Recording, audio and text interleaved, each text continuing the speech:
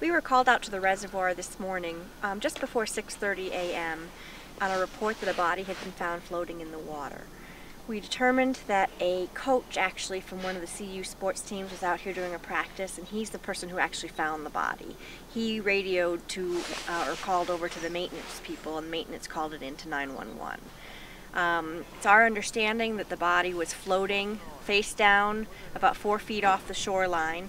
An EMT who arrived was able to walk along a dock that runs right over there and actually pull him in from the dock. Nobody had to get into the water. He was pronounced dead on the scene. At this point, he's a white male. He appears to be in his mid-40s. We are not releasing any more information about his identity. We do not have a confirmed identity yet. We are hopeful that we'll have some more information later on today. We do have, I think some of you got some footage of a Boulder Emergency Squad boat going out. They're going out with some sonar equipment just to search the area around where he was found to see if they can find any of his belongings or anything that might help with this investigation. So it was the CU rowing team, is that correct? I believe so. What time did the call come in? This was 6:27 a.m., so just before 6:30 this morning.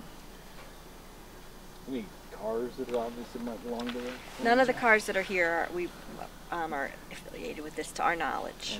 They're all accounted for. Can you say as far as how long the body may have been here? I mean, was it obvious that it had been here a long time and he was dead, or did they try to resuscitate him? The coroner's office will determine how long the body has been here. We suspect it's probably been a day or two. Okay. Is there typically anyone out here that early? Well, it's my understanding that the row team comes out very early in the morning to get started on their practice, and then we of course have maintenance people and a lot of work going on by the boathouse area. So, you know, they were here pretty early and were able to summon us fairly quickly. Anything on him identifying that this may have been other than a drowning? Any foul play? You may be too early to even go into that. At this point, it's really too early for us to say. He did have some, he was clothed, and we are checking to see if he had ID with him, and they'll do fingerprint analysis and that sort of thing to make sure we can determine who he is. And I'm hopeful that I'll have more information to release later on this afternoon. Was he dressed appropriately for the weather conditions, do you think?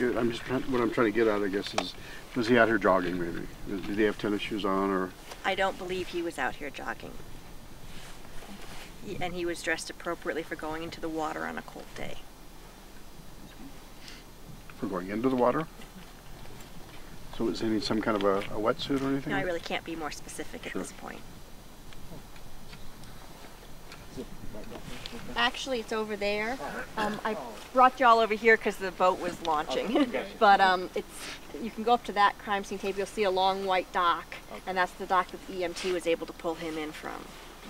Are there any reports of missing persons recently that would... That is one of the things that we'll follow up on. It's sort of a routine course of our investigation, but we have received some missing persons reports recently, and we're following up on those. Any obvious trauma to the deceased, like gunshot or anything like that? No gunshot, from what we could tell at the scene. Now obviously the coroner took the body and we'll do a more thorough examination back at the coroner's office.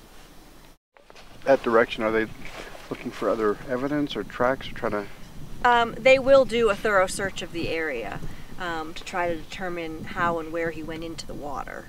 And so it's not surprising to me that they'll search probably this whole coast area. Okay. Can you say what the sonar is being used to look for? Any belongings that he might have had with him, anything else that might be useful to the investigation. We don't believe at this point that there's any vehicle underwater. Somebody had asked me that on the phone earlier today. There's no indication that he drove in. Is it unusual for somebody to be swimming in this type of... It would be fairly unusual for somebody to be swimming in this kind of fluctuating temperature weather. You did say he had a wetsuit on, or? No, I said that he was dressed appropriately for going into the water. I haven't been more specific about what he was wearing. But he was fully clothed.